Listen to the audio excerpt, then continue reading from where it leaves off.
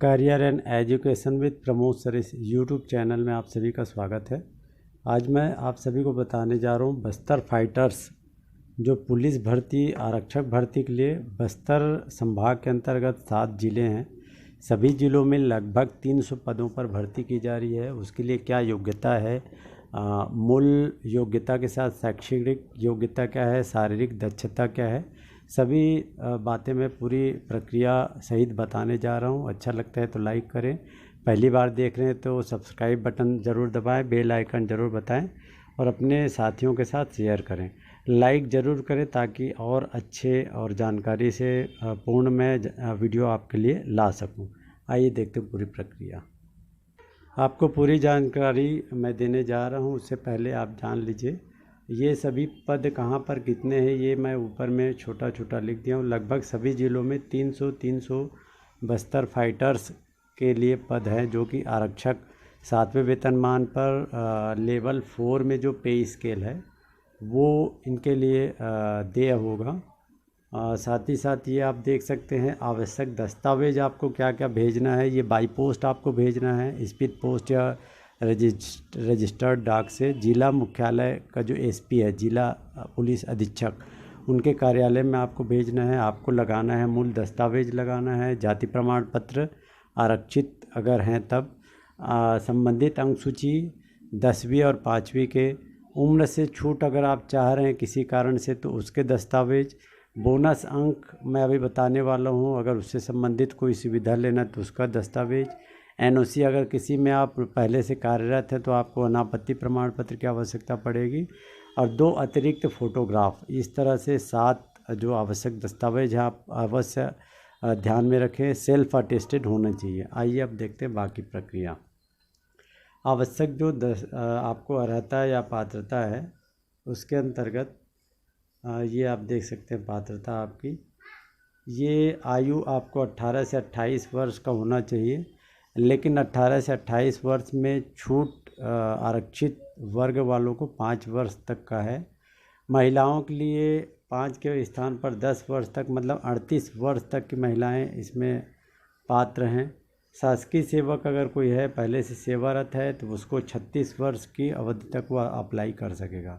इसके अतिरिक्त यदि भूतपूर्व सैनिक कोई अप्लाई करना चाहता है तो वो भूतपूर्व सैनिक के रूप में जितना वो उसने नौकरी किया है उसे माइनस करने के बाद भी उसकी जो उम्र है वो 33 वर्ष से 3 वर्ष ही अधिक हो। अगर जनरल है तो 28 से 3 31 तक, या अगर आरक्षित है तो 33 से 3 36 वर्ष तक ही हो, तभी भूतपूर्व सैनिक इसके लिए पात्र होगा। शैक्षणिक योग्यता की बात करते हैं। शैक्षणिक योग्यता आपको बता दूं 10वीं कक्षा उत्तीर्ण होना चाहिए, परंतु अनुसूचित जनजाति संवर्ग के लिए 5वीं उत्तीर्ण होना आवश्यक है। शारीरिक दक्षता अत्यावश्यक है, आप ध्यान रखें। ऊंचाई आपकी 163 सेंटीमीटर होनी चाहिए, अगर महिला है तो 153 सेंटीमीटर आवश्यक है ऊंचाई। सीने की बात कर लें, ये देखिए 163 पुरुष के लिए और 153 महिला के लिए। एसटी अगर कैंडिडेट है तो उसको 150 सेंटीमीटर, एसटी कैंडिडेट अगर महिला है तो 148 सेंटीमीटर। उसी तरह से सीना फुलाने का जो प्रक्रिया होगा शारीरिक अर्हता में, तो सीना फुलाने की प्रक्रिया से महिलाओं को छूट है, आपको पहले बता दूं।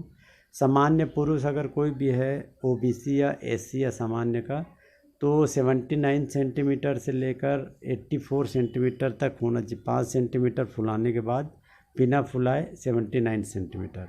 अगर वह अनुसूचित जनजाति संवर्ग का है तो 74 बिना फुलाए और फुलाने के बाद 79 सेंटीमीटर सीना फूलना चाहिए। मैंने बताया महिलाओं के लिए सीना फुलाना आवश्यक नहीं है। एक चीज़ का ध्यान आप अवश्य रखें, नोक घुटने ना हो और फ्लैट फुट ना हो, ये अपात्रता की श्रेणी में आ जाएगा।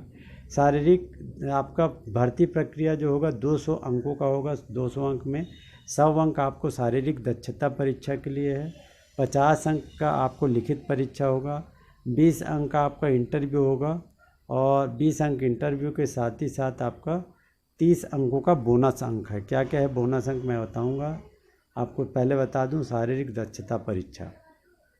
शारीरिक दक्षता परीक्षा में सबसे पहला आप नोट कर लीजिए, लंबे कूद आपको लंबी कूद अगर 5 मीटर 50 सेंटीमीटर अगर आप करते हैं तो आपको 20 अंक मिलेगा।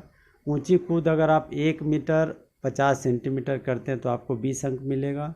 गोला फेंक अगर आप 9 मीटर तक फेंकते हैं 16 पाउंड का तो आपको 20 अंक मिलेगा। 100 मीटर दौड़ आपको करना है 12 सेकंड से पहले अगर कर लेते हैं तो आपको 20 अंक मिलेगा। 3000 मीटर या 3 किलोमीटर के दौड़ को आपको अगर पूरा करना है दिए गए निर्धारित समय में तो आपको 10 मिनट 15 सेकंड का समय दिया हुआ है तो उसमें 20 अंक मिलेगा। कितने सेकंड या कितने समय पे कितना उसका डिटेल अभी और मैं दिखा दूंगा, मेरे पास इसके बाद एक पेज और है। लिखित परीक्षा जो होनी है 50 अंकों का निर्धारित है। लिखित परीक्षा में वही भाग ले सकता है जिसने शारीरिक दक्षता परीक्षा में 15 गुना के क्राइटेरिया में है। मतलब एक पद के अगेंस्ट में शारीरिक दक्षता परीक्षा में 15 लोगों को शामिल किया जाएगा। एक पद के पीछे 15, अगर 100 पद है तो 1500 लोग लिखित परीक्षा में शामिल हो सकेंगे, ये समझ लीजिए। शारीरिक के बाद जो लिखित परीक्षा 50 अंकों का उसमें सामान्य ज्ञान के प्रश्न रहेंगे जिसमें भूगोल, संविधान से संबंधित, इतिहास, अर्थशास्त्र, विज्ञान, कला, संस्कृति, समसामयिकी शामिल है। अंक गणित के सवाल होंगे, जोड़, घटाना, गुणा, भाग, औसत, चाल, परसेंट, समय, दूरी, ब्याज, अनुपात, समानुपात, भिन्न, दशमलव के प्रश्न रहेंगे। और तार्किक या बुद्धि क्षमता जो रीजनिंग के क्वेश्चंस हैं या फिर आपका एप्टीट्यूड टेस्ट, ये सब ट्रिक वाले प्रश्न रहेंगे।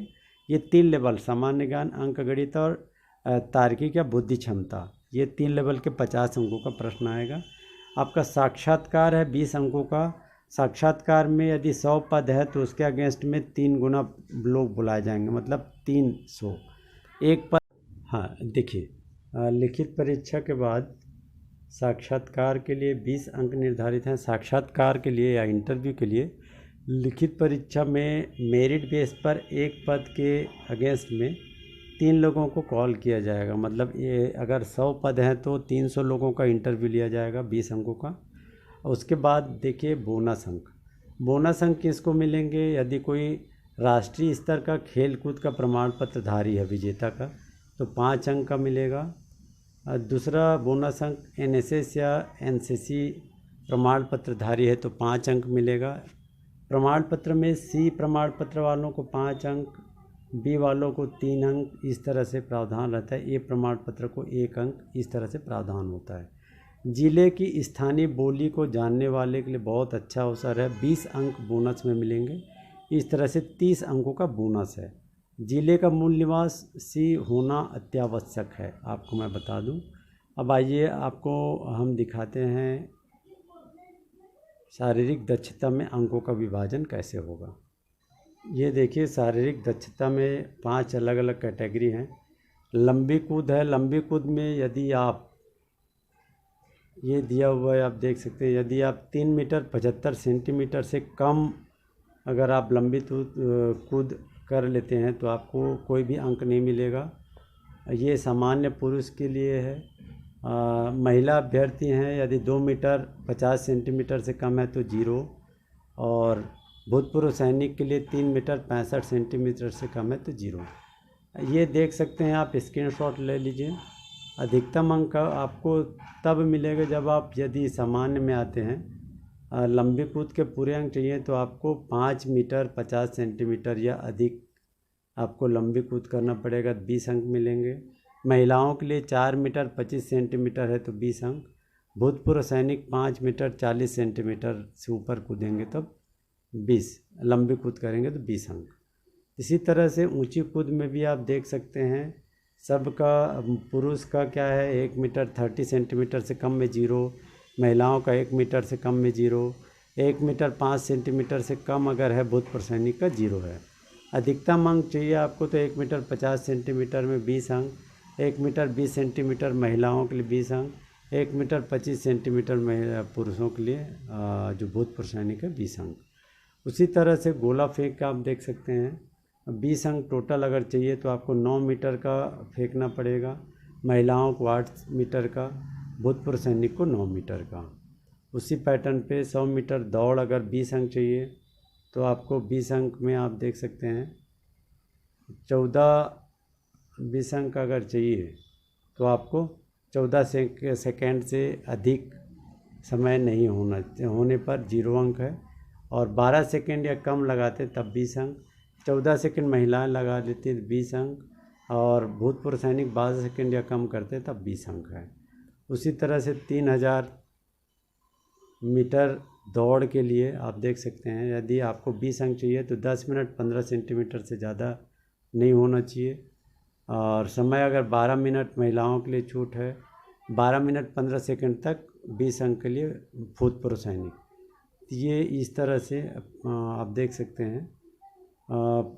आपको एक चीज़ और ध्यान में रखना चाहिए, शारीरिक दक्षता परीक्षा में किसी भी संवर्ग के लिए 50% अंक लाना अत्यावश्यक है। 100 में से 50 अंक लाना आवश्यक है। सामान्य वर्ग के लिए 60 अंक लाना आवश्यक है, तभी वो लिखित परीक्षा के लिए पात्रता की श्रेणी में आएंगे। साथ ही साथ 1/15 के मान से बुलाया जाएगा लिखित परीक्षा के लिए। आशा है आपको पूरी प्रक्रिया समझ में आ गई है। अगर और कोई मन में सवाल उठ रहा हो तो आप कमेंट बॉक्स में कमेंट करके ज़रूर बताएं आपको क्या जानकारी चाहिए, और मन में कोई भी सवाल हो, कुछ भी जानकारी हो तो आप कमेंट बॉक्स में पूछ सकते हैं। आपको सभी दस्तावेज़ों के साथ आवेदन ज़िले के एसपी कार्यालय में, पुलिस अधीक्षक कार्यालय में करना है। अच्छा लगता है तो लाइक करें, अपने दोस्तों के साथ शेयर करें, और पहली बार देख रहे हैं तो सब्सक्राइब अवश्य करें। धन्यवाद।